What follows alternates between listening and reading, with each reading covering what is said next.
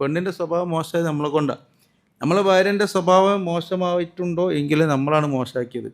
കാരണം ആ കുട്ടി ആ 18 വയസ്സ് വരെ ആ കുട്ടീൻ്റെ വാപ്പാൻ്റെയും ഉമ്മാൻ്റെയും അടുത്ത് ഒരു സ്വഭാവ മോശമില്ല. നല്ല കുട്ടിയായിട്ട് വളർന്ന ഒരാളായിരുന്നു. നമ്മളെ സ്വന്തം മക്കളെ പറ്റി പെൺമക്കളെ പറ്റി നമ്മൾ ചിന്തിച്ചാൽ മതി. നമ്മുടെ അടുത്തുള്ള ഒരു 15 വയസ്സായ ഒരു പെൺകുട്ടി അല്ലെങ്കിൽ 16, 17, 18 എത്തുന്ന ഒരു കുട്ടി.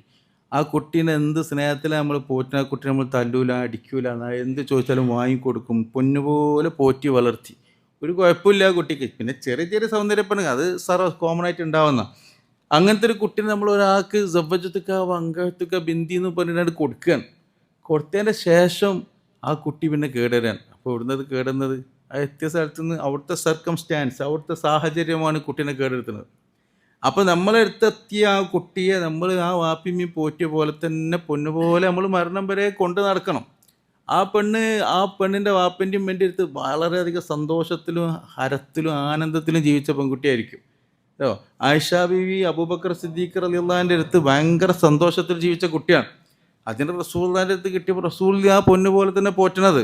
എന്ന പോലെ തന്നെ നമുക്കിപ്പോൾ എന്താ അങ്ങനെ പോറ്റിയാൽ ഇപ്പോൾ എന്താ കുഴപ്പം, അങ്ങനെ പറ്റുമോ എന്നൊക്കെ ചിലർ ചിന്തിക്കും. അങ്ങനെയൊക്കെ അത്രമാത്രം സ്നേഹിക്കാൻ പറ്റുമോ? തലയിൽ കയറൂലേ? ഒരു തലയിലും കയറൂല.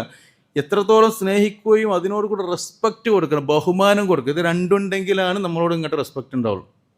അങ്ങനെ വെറും സ്നേഹം